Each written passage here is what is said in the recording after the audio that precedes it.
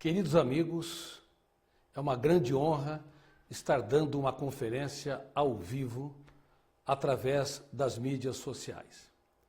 E nesta noite, o tema que eu abordarei tem uma relevância fundamental. Seja extraordinário, o empreendedor do futuro. E você pode ter duas posturas diante da minha conferência.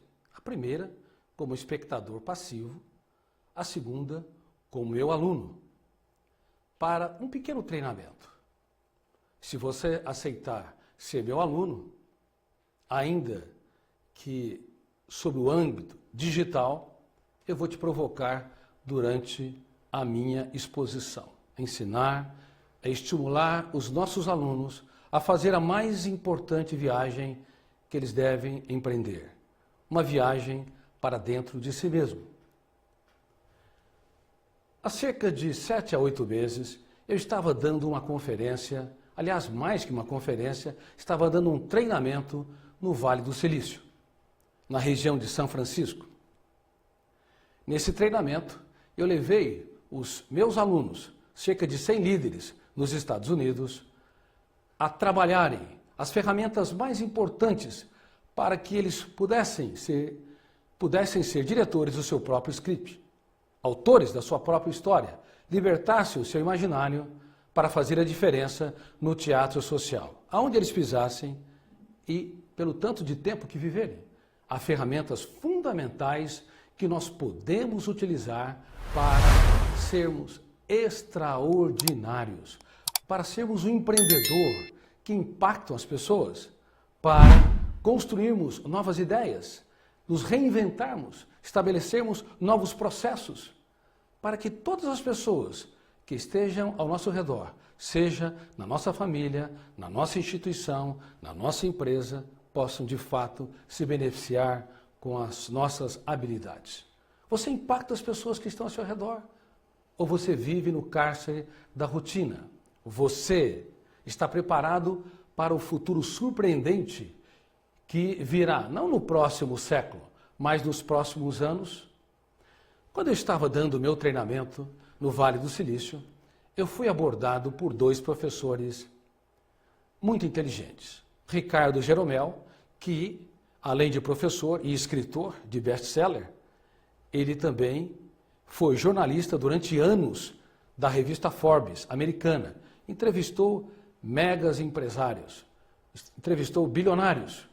E lá estava também o Maurício Benvenuti, que é uma mente brilhante, um futurista, preocupadíssimo com processos, com levar o ser humano a se reinventar e abrir o leque da sua mente para que ele possa se adaptar às mudanças e extrair o melhor de si para ser um líder, não apenas no presente, mas também no futuro. O Ricardo Jeromel, como jornalista, também me entrevistou para a revista Forbes americana. E na ocasião, eu fiz uma longa matéria e abordei que estamos na era dos mendigos emocionais. Pessoas que moram em belos apartamentos, casas, às vezes em condomínio, mas que mendigam o pão da alegria, porque não são empreendedores no território da emoção. Aprenderam a ganhar dinheiro, mas não aprenderam a usar o dinheiro para que a sociedade pudesse ser mais generosa, altruísta e solidária. E não aprenderam em destaque a usar o dinheiro para desfrutar do seu sucesso. São escravos vivendo em sociedades livres. Essa matéria causou muito impacto e quando estava conversando com Maurício Benvenuti e com Ricardo Jeromel, nós decidimos desenvolver o Instituto All Sapiens, um dos institutos de impacto mundial para contribuir para formar mentes brilhantes, mentes empreendedoras numa sociedade onde cada vez mais somos encarcerados pela mesmice, pela rotina, pelo medo do que os outros pensam e falam de nós. Portanto, a All Sapiens tem este objetivo central, não apenas promover líderes nos Estados Unidos, mas também toda a América Latina, no Brasil, na América do Sul em destaque, mas também na Europa, na Ásia, na África. O nosso objetivo é mostrar que há um ser humano extraordinário dentro de cada pessoa, por mais que ela se sinta comum, incapaz, com medo de andar por ares nunca antes respirados, por mais que ela não tenha feito até hoje grandes escaladas. Todo ser humano tem habilidades incríveis na sua mente para ser um grande líder, para ser um grande empreendedor. Mas o fato é que cada vez mais as pessoas estão presas no cárcere, como eu disse, do conformismo e, pior ainda, do coitadismo. Pessoas que têm pena de si, pessoas que têm medo do vexame, medo da opinião dos outros. Olha, se você tiver medo do fracasso, e se você quiser ter uma pauta, uma agenda, onde os fracassos não fazem parte da sua história, tenha certeza, você nunca vai realizar grandes coisas na vida. Porque toda pessoa que empreende corre riscos. Quem vence sem riscos, triunfa sem glórias. Se você não impacta pessoas, não inspira as pessoas, se elas não conseguem extrair de você elementos, ideias e atitudes capazes de levá-las a pensar em outras possibilidades, tenha certeza, você é um encarcerado, ainda que viva em sociedade, ainda que algumas pessoas aparentemente te respeitem. Ser um empreendedor é não ser escravo do que os outros pensam e falam de nós. As pessoas mais próximas são aquelas que mais podem nos criticar, às vezes nos sabotar. Mas não porque elas sejam más, é porque o ser humano não está acostumado com pessoas que empreendem. Nós temos a tendência a viver debaixo de um corpo de pensamentos e reações que não liberta o nosso imaginário. E quando uma pessoa faz algo diferente, ela é passível de críticas. Quando uma pessoa propõe novas ideias, ela é passível de rejeição. Quando uma pessoa fracassa, ela é vaiada. Quando, na verdade, toda pessoa que fracassou deveria ser abraçada. Toda pessoa que propôs novas ideias, ainda que aparentemente estúpidas, deve ser aplaudida. Mas as sociedades modernas, elas são extremamente rígidas, cartesianas e racionalistas. E você? É uma pessoa rígida? É uma pessoa cartesiana? Você é capaz de abrir o leque da sua mente para pensar em outras possibilidades? Você já pensou que quem vence sem riscos triunfa sem méritos? Muitos são torradores de heranças. Mesmo que seus pais não tenham dinheiro, torram, desperdiçam a sua maior herança, as habilidades mentais, a sua capacidade de se reinventar, a sua capacidade de propor novos objetivos e processos. Há um gigante dentro de cada ser humano, mas nós apequenamos esses gigantes pelos cárceres mentais que temos. Como eu disse, vários medos.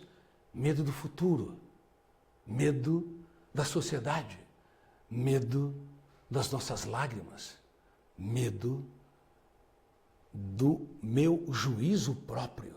Por isso que muitas pessoas se auto-sabotam, elas cobram demais de si.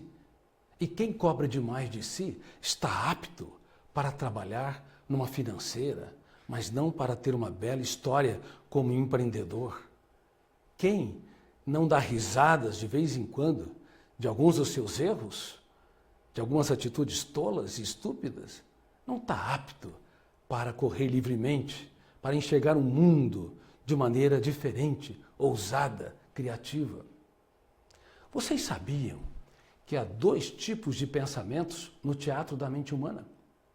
E que as escolas de ensino fundamental, de ensino médio ou high school, as universidades e mesmo a pós-graduação, o lato sensu, a especialidade e o stricto sensu, o mestrado e o doutorado, utilizam de maneira extensa, ou seja, as escolas no mundo todo, bem como universidades, intoxicam o ser humano com o mais pobre dos pensamentos, o pensamento dialético, o pensamento que asfixia o empreendedorismo, o pensamento lógico que amordaça, aprisiona a capacidade do ser humano se reinventar. Esse pensamento, ele é produzido pelos símbolos da língua. Por exemplo, você pensa em inglês, português, espanhol, em mandarim, você pensa de acordo com as línguas que você sabe e que você, num determinado momento, está pautando o seu diálogo. Este tipo de pensamento lógico que copia os símbolos da língua, ele é importante para você ler, é importante para você escrever, para você dar algumas respostas mais restritas, mas ele é desastroso para libertar a sua capacidade de enxergar um mundo com outras possibilidades. Ele é desastroso para que você liberte a sua criatividade, você ouse, você tenha coragem, você tenha atitudes inovadoras.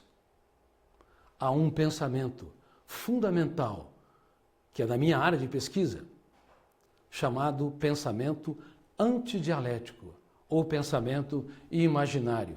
É esse pensamento que pautou a mente dos homens e mulheres que empreenderam, dos gestores de escolas que trabalharam novos processos e conseguiram ter uma educação brilhante, agradável, inteligente, socioemocional, que fizeram com que os construtores ou desenvolvedores de startups que ganharam uma escala mundial, que fizeram com que profissionais liberais pudessem se diferenciar dos seus pares, porque estabeleceram novos processos e encantaram os seus clientes, e que fizeram também com que donos, proprietários de lojas ou de indústrias, milhares, centenas de milhares deles, tivessem sucesso ou fracasso.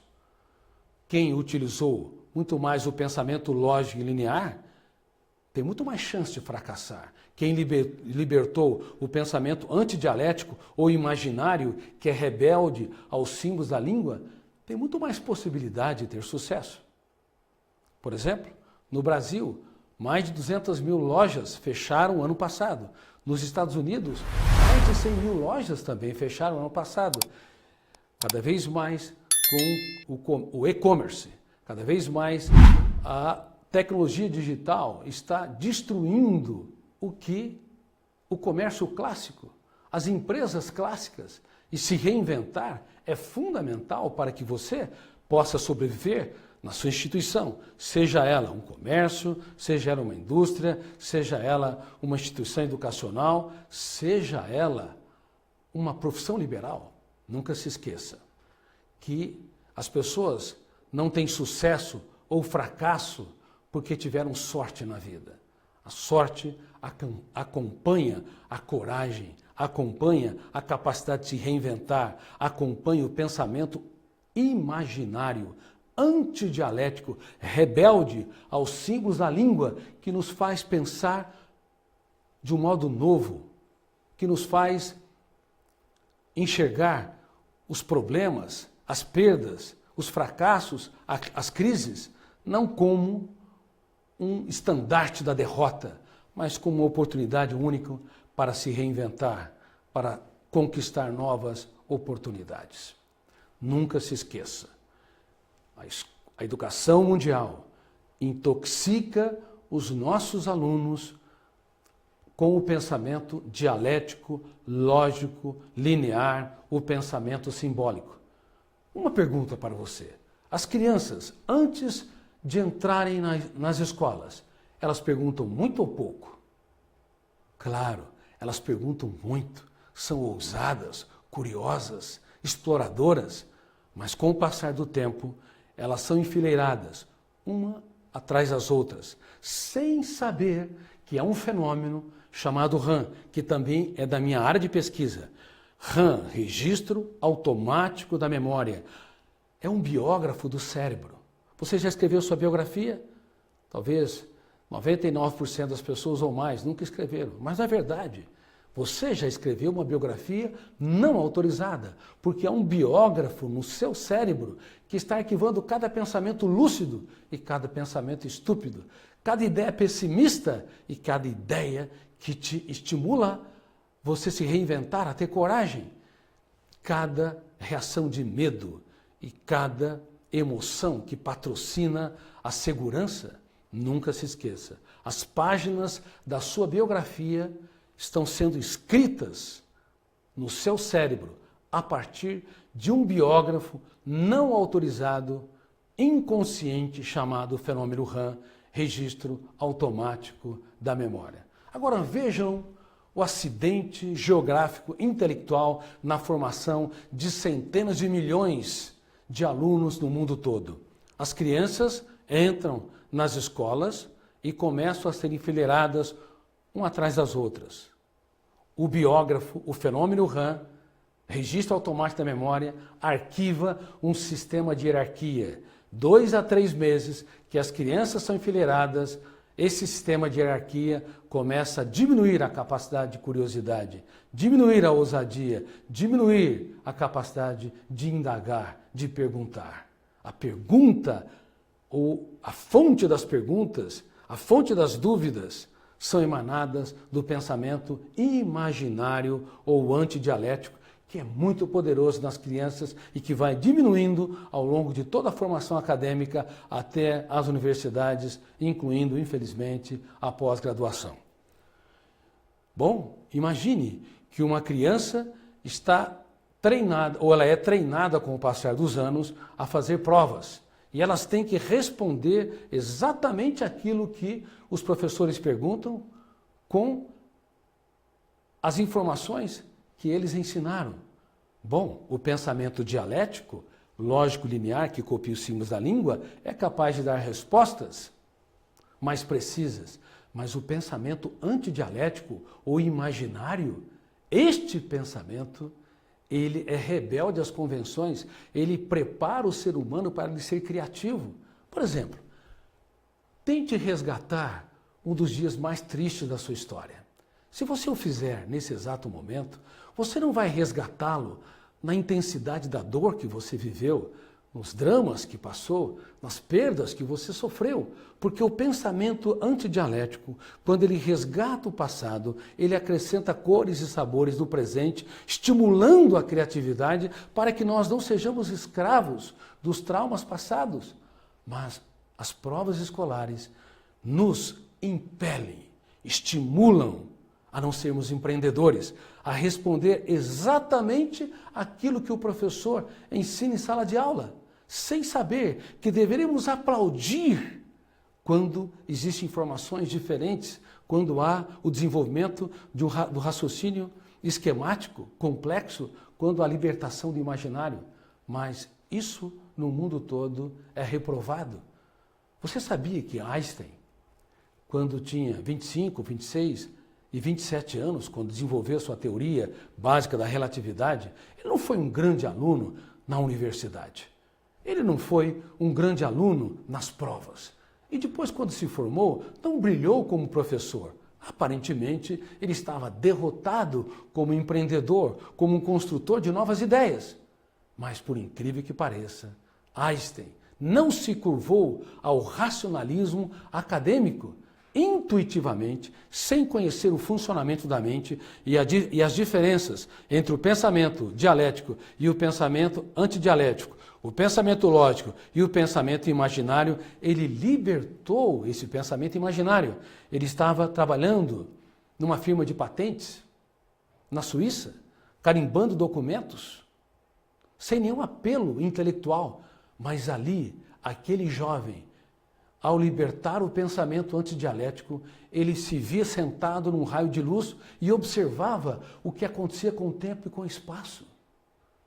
Parecia um louco, delirando, mas ele viu o mundo em outras perspectivas, diferente da teoria mecanicista de Isaac Newton.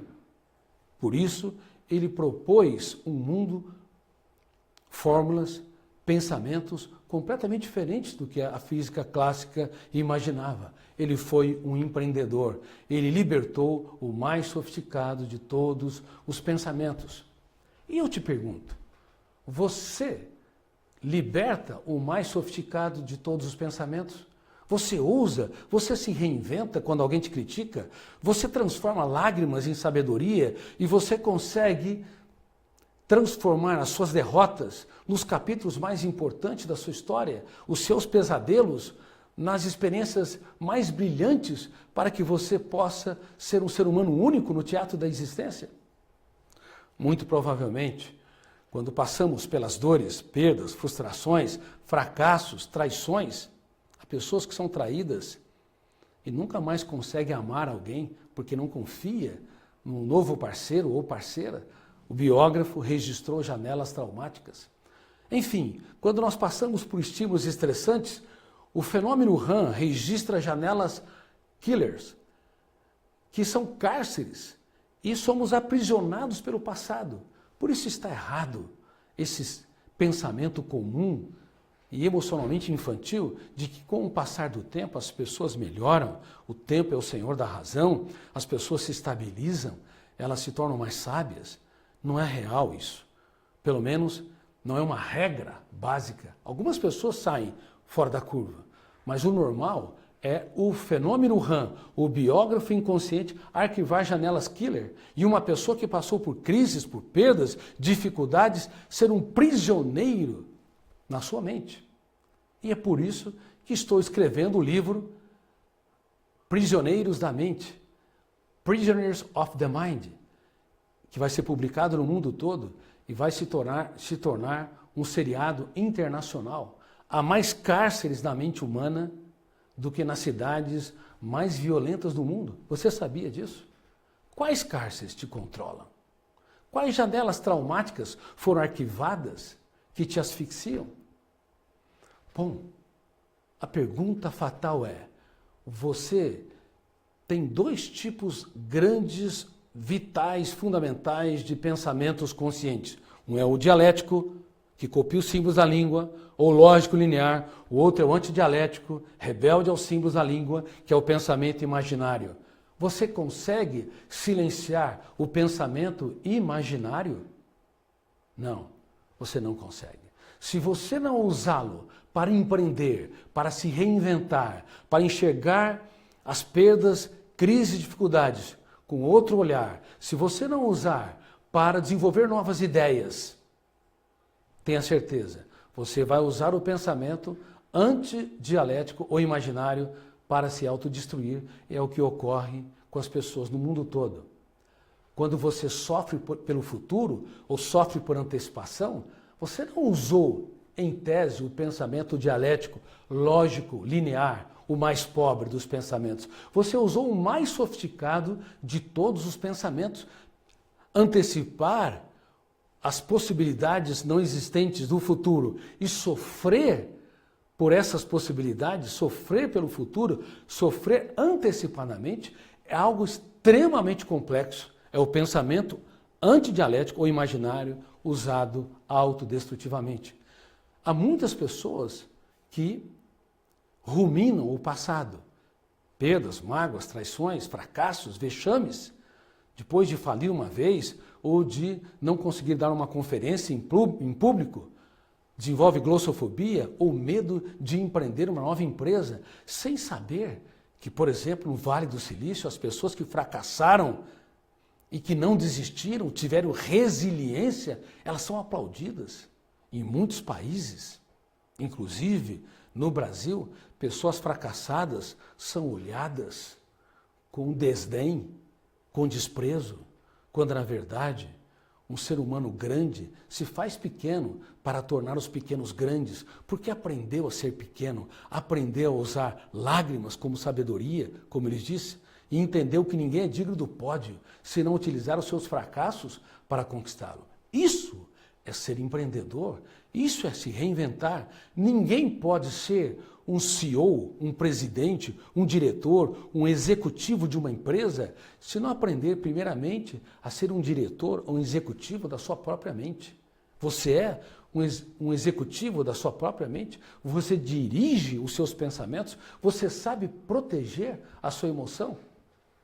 Infelizmente, aonde eu dou conferência, na Romênia, na Espanha, em tantos lugares, na América Latina, nos Estados Unidos, em todos os lugares, eu me decepciono com o Homo sapiens moderno, com o ser humano formado nessa educação racionalista que nos estimula a fazer provas, mas não nos estimula a usar o pensamento antidialético ou o pensamento imaginário para nos reinventar, para se abraçar, para parar com essa necessidade neurótica de se cobrar demais, de se punir, de ser rígido consigo. Quem cobra demais de si, quem é rígido consigo e cobra demais dos outros, é carrasco dos outros e carrasco de si mesmo. Ser um empreendedor é você aprender a celebrar os acertos mais do que apontar falhas. Ser empreendedor é você dar tantas chances quantas necessárias para si e para os outros. Ser um empreendedor não é ser alguém que critica excessivamente. Qualquer computador sabe apontar falhas, apontar críticas, detectar erros, mas só um ser humano brilhante, reinventivo, lúcido, empreendedor e inspirador é capaz de promover os seus filhos, promover os seus alunos, aquele aluno que está no fundo da classe, que aparentemente só lhe dá dor de cabeça.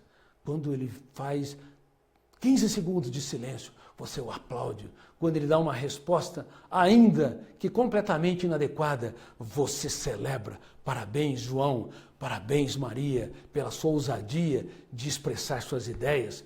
Quando ele erra, mas ele desenvolveu um raciocínio esquemático nas provas, você o chama e também você o aplaude. Sabe o que vai acontecer? Você vai atuar nos solos do inconsciente dele. Você vai estimular o biógrafo do cérebro. O fenômeno RAM, registro automático da memória, não para arquivar janelas traumáticas e encarcerantes, mas janelas light, que iluminam o eu como líder do teatro da mente humana, o eu como CEO ou como presidente ou diretor da nossa emoção. Mas, infelizmente, nós temos dificuldades de aplaudir aqueles que são diferentes. Temos dificuldade de promover as pessoas que estão ao nosso redor, sejam os nossos colaboradores, sejam os nossos filhos e alunos, sejam o nosso parceiro ou parceira. Muitos casais que não são empreendedores, eles começam o seu relacionamento no céu do afeto e o terminam no inferno dos atritos, porque não sabem inspirar os outros, porque não sabem se inspirar. Cobram demais de si, por isso cobram demais dos outros. Não sabem dar risadas, como eu disse, de alguns erros passíveis de você relaxar. Não sabem brincar, levam a vida extremamente a sério. Todo grande desenvolvedor de startups que tiveram relevância mundial, eles relaxaram, foram mais soltos, cobravam menos, davam tantas oportunidades para si quantas necessárias. Você dá tantas oportunidades para si? Infelizmente, nós estamos na era das pessoas que são seus maiores algozes. Nós mendigamos o pão da alegria. Não sabemos fazer da vida um espetáculo único e imperdível, mesmo quando o mundo desabra sobre nós. Por isso, a All Sapiens, esse instituto de formação de empreendedores, que vai traduzir para dezenas de línguas os seus cursos, tem como objetivo contribuir para formar mentes brilhantes, não repetidores de informação, mas pensadores, que fazem a diferença no teatro social. Você acha que os políticos que têm a necessidade neurótica de poder são pensadores, são empreendedores? Eles vão fechar os seus olhos para a vida na solidão de um túmulo e não vão deixar um legado, porque amaram o poder mais do que a sua sociedade, não libertar o pensamento imaginário, libertar o pensamento lógico, linear, ter vantagem se corromper, sem entender que uma pessoa verdadeiramente grande se curva diante da sociedade para servi-la e não usa a sociedade para ser servido. Essas pessoas, mesmo quando enriquecem, elas empobrecem, porque a única coisa que tem é o dinheiro. Não conseguem inspirar, motivar. De fato, não deixarão um legado, novas ideias, não farão a diferença no teatro social. Infelizmente, mais de 90% dos políticos da atualidade em todo o mundo estão despreparados para o poder. O empreendedor do futuro, que se adapta a novas mudanças, não tem a necessidade neurótica de poder. Ele se reinventa, liberta o seu imaginário, propõe novas ideias, ele usa fracassos como oportunidade, não para que o mundo gravite na sua órbita, mas porque ele tem paixão pelos desafios, ele tem paixão e destaque pela humanidade. Ele quer contribuir para que essa espécie tão cálida, tão doente, a única espécie que pensa e tem consciência que pensa, a espécie humana, em meio a 10 milhões de espécies, enfim, essa espécie tão asfixiada possa ser cada vez mais generosa, altruísta e solidária. Por isso, as startups que têm grande relevância têm de ter 3 coisas. Elas têm de ter escalabilidade. Se uma startup só pensa em meia dúzia de pessoas, não tem escalabilidade. Se você pensa numa sociedade, numa cidade, se você pensa numa região, no país ou na humanidade, se a tua startup tem essa relevância, se ela é escalável, então ela está no rumo certo. E não apenas isso, ela tem de ter repetição de processos, porque se só você sabe fazer um determinado trabalho, uma determinada tarefa ou um determinado processo, então essa startup morre com você. Você não é um líder inspirador, você não desenvolveu mecanismos que fazem com que as outras pessoas possam entrar no seu sonho e serem multiplicadores deles. Bom, não apenas tem de ter escalabilidade e repetição de processos, mas as startups de relevância social e mundial têm de ter impacto na sociedade. Você tem de saber que deve ter sucesso, não apenas para si. Se você só ganha dinheiro para si, se você só pensa no sucesso para os seus próprios prazeres, se o mundo gravitar na sua própria órbita, a tua empresa está fadada ao fracasso. Se você é um profissional liberal, você não encantará as pessoas. Se você é um pai, um gestor de uma escola, ela não vai ter condições de ser socioemocional, de impactar os seus alunos, e eles não se lembrarão dessa escola com amor, com emoção, com inspiração. Nunca se esqueça. Tudo que você fizer, não faça só para si. Toda empresa e toda profissão, ela deve ser regada ao altruísmo e à solidariedade. O egoísmo, o egocentrismo e o individualismo não são apenas características inadequadas, são reflexos de uma personalidade doente. Toda pessoa egoísta, egocêntrica e individualista chafurda na órbita de si mesmo. E ainda que tenha algum sucesso financeiro ou intelectual, ela é tão entediante e tão crítica que ninguém suportará conviver com ela. Há muitas pessoas que são prisioneiras na sua própria mente, não entendem que ser feliz é dar o melhor de si para fazer os outros felizes.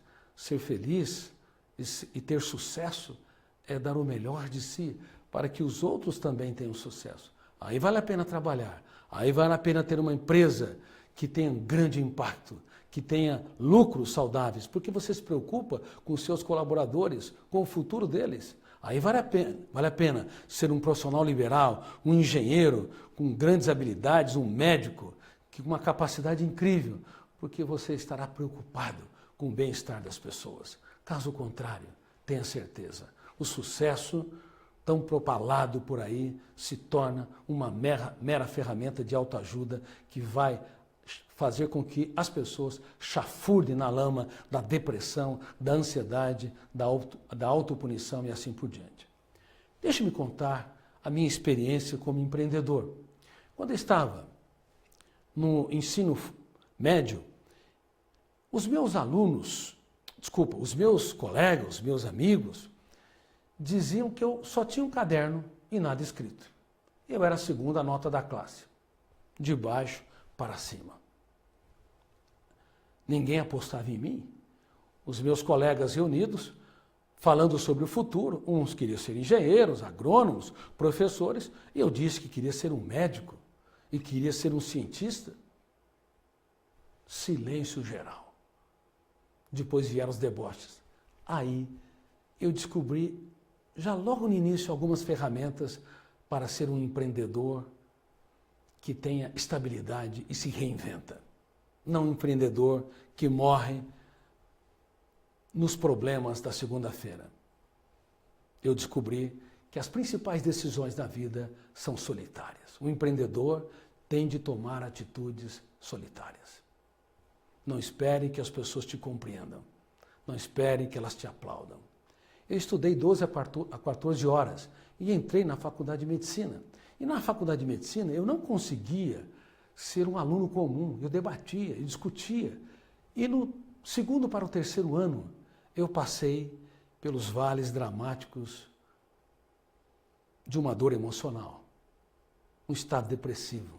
E percebi que as lágrimas que nós não choramos, aquelas que nós nunca tivemos coragem de encenar no teatro do rosto, elas são mais doloridas do que aquelas que se encenam. Mas eu tinha dois caminhos como um empreendedor.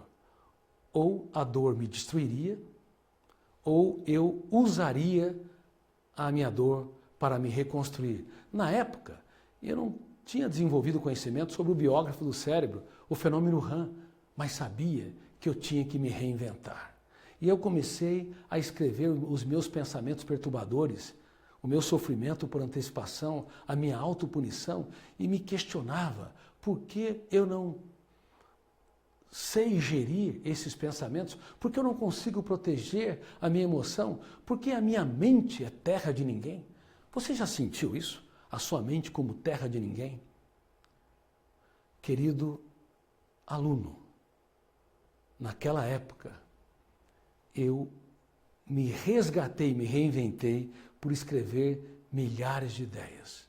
Quando estava no 6º ano da faculdade de medicina, eu ficava 4 horas por dia dentro de uma sala saturada de lixo, milhares de caixas de remédios, amostra grátis, numa máquina de escrever, Olivetti, à mão, escrevendo, datilografando as minhas ideias. Quantas pessoas me aplaudindo? Ninguém. Eu queria construir uma nova teoria sobre o funcionamento da mente.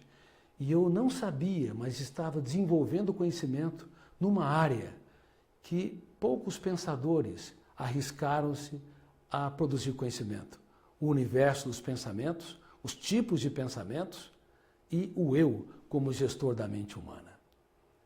Freud, Piaget, Vygotsky, Arthur Schopenhauer, Kant, Hegel e tantos brilhantes pensadores usaram o pensamento pronto para produzir as suas teorias, mas eles não tiveram oportunidade de estudar o próprio pensamento, os tipos, natureza e gerenciamento dos pensamentos, nem estudaram adequadamente o eu, como autor da nossa própria história.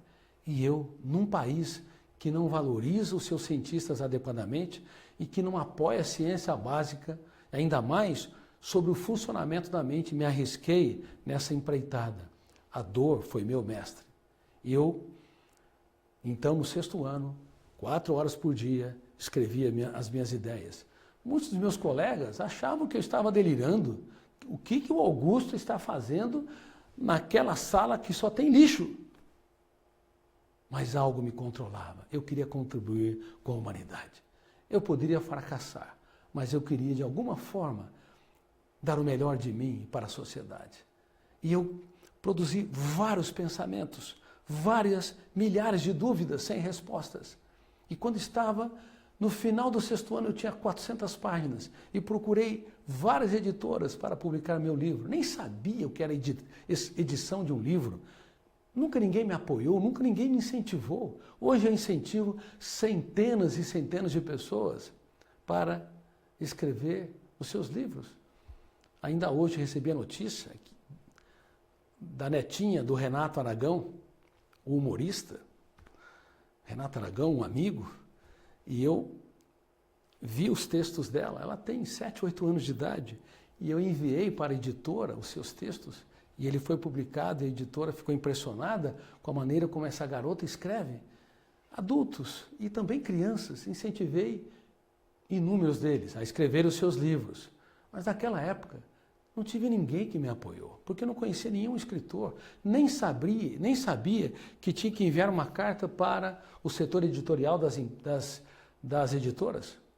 Bom, depois de meses vieram as cartas e elas vieram negativas. Olha, seu livro não preenche a nossa linha editorial. Aí resolvi trabalhar, resolvi ter sucesso, já estava casado. Bom, depois de 2 a 3 anos, eu percebi que eu estava traindo o meu sonho. Eu deixei de escrever intensamente e comecei a trabalhar, me especializar, fui para fora do país. Aí eu percebi que deveria continuar a escrever as minhas ideias. Então eu atendia os meus pacientes e nos intervalos, à noite, nos feriados, nos finais de semana, escreviam. Sabe quanto tempo eu demorei para publicar meu primeiro livro? Sabe quantos anos eu escrevi? 25 anos. Sabe quantas páginas? Mais de 3.000 páginas. E eu considerava cada paciente meu, não importa se tinha uma esquizofrenia, se achava que o mundo conspirava contra ele, ou se tinha uma depressão, onde perdeu o sentido da vida, ou se tinha obsessão, ideias fixas de conteúdo negativo, ou se tinha uma síndrome do pânico, ataque de pânico, uma sensação súbita e iminente que iria morrer ou desmaiar, embora tivesse uma saúde ótima. Eu considerava todos eles como pérolas vivas no teatro da existência. Tão complexos como eu, porque eu estava pesquisando, desenvolvendo ideias sobre os pensamentos, a organização da imagem mental, o raciocínio complexo.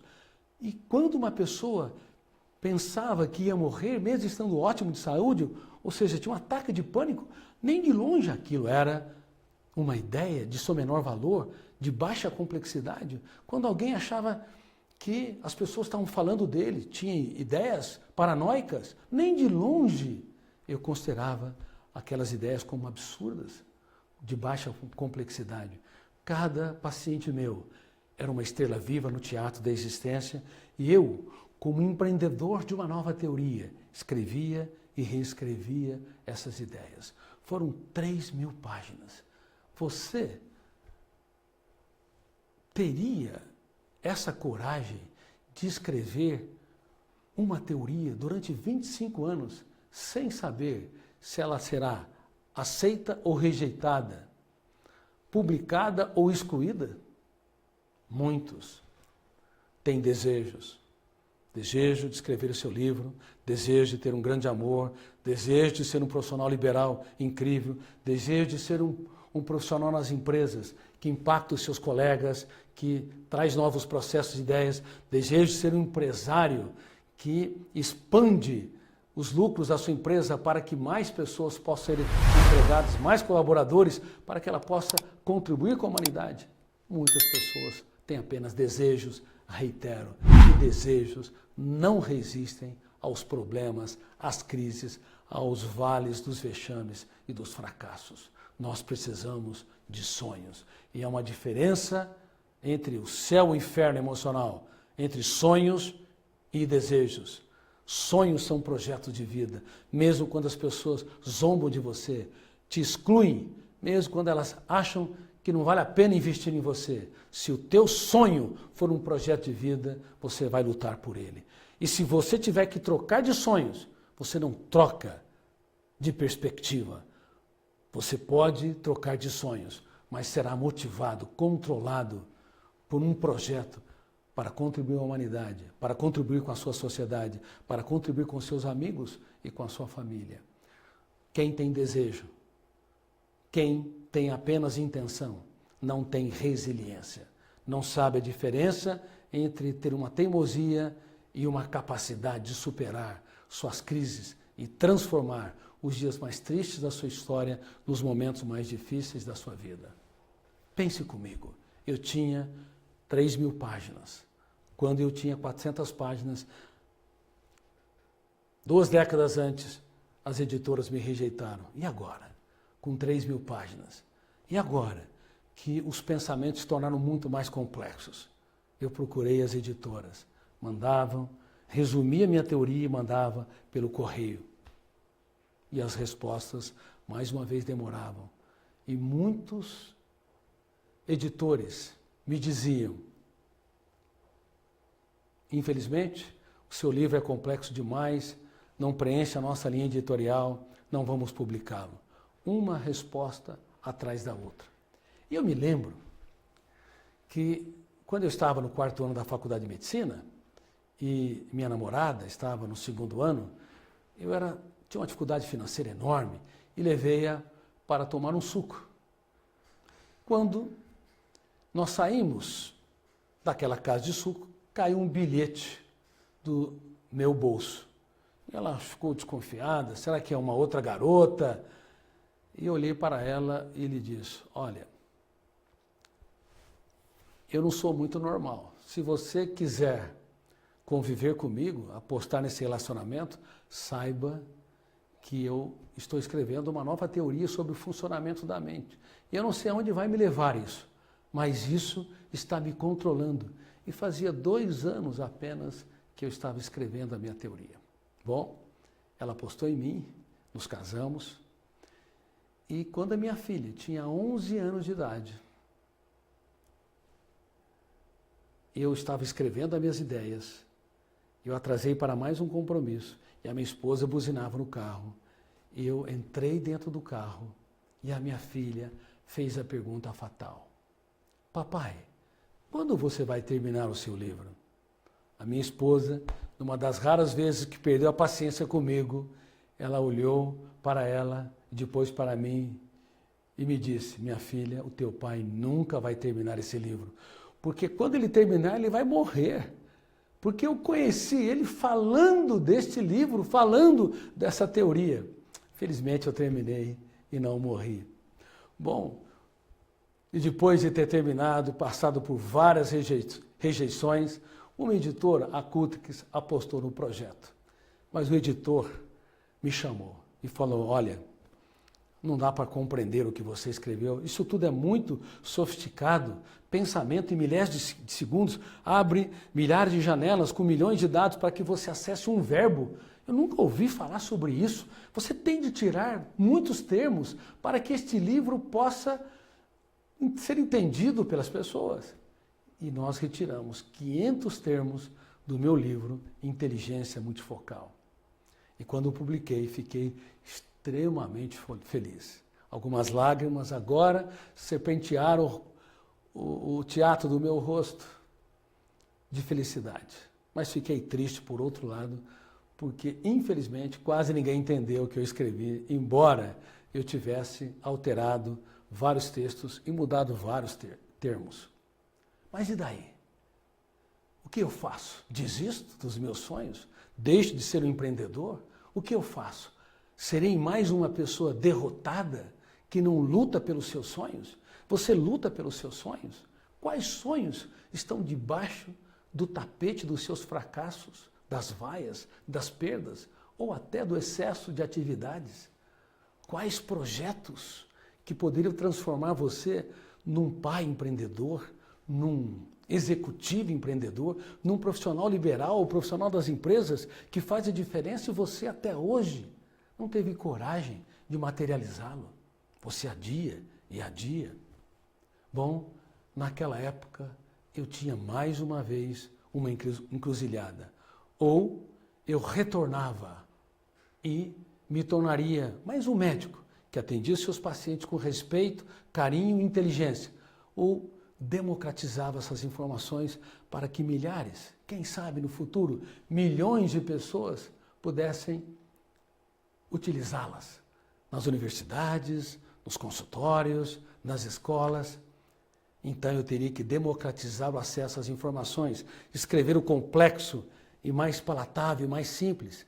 Aí, como empreendedor, eu desenvolver essa técnica. Vou escrever imaginando que aqui tem judeus clássicos, católicos ortodoxos, católicos romanos, protestantes, budistas, islamitas, ateus, intelectuais, pessoas de nível médio. Eu me imaginava diante de uma plateia fictícia e tentava escrever e reescrever para que todos eles pudessem, de alguma forma, assimilar as minhas ideias e fazer a mais importante viagem que um ser humano deve empreender, uma viagem para dentro de si mesmo. E foi assim que fiz. Comecei a escrever novos livros. 1, 2, 3. E o resultado vocês sabem. E falo isso com muita humildade, sem a necessidade neurótica de poder, porque quem ama o poder não é digno dele, quem ama o poder não é digno de ser um empreendedor. Hoje eu sou considerado o autor mais lido do país, talvez, de acordo com a imprensa, nos últimos 20 anos. Na década passada e nessa década. Mas eu não sou uma pessoa que me considero maior ou melhor do que os outros. Pelo contrário, eu sempre me coloco, como digo nos meus livros, inclusive nos livros de ficção, como Vendedor de Sonhos, O Colecionador de Lágrimas, O Futuro da Humanidade, O Homem Mais Inteligente da História. Eu falo que eu sou um ser humano em construção, em busca do mais importante endereço, o endereço dentro de mim mesmo. Você já encontrou o endereço dentro de si mesmo?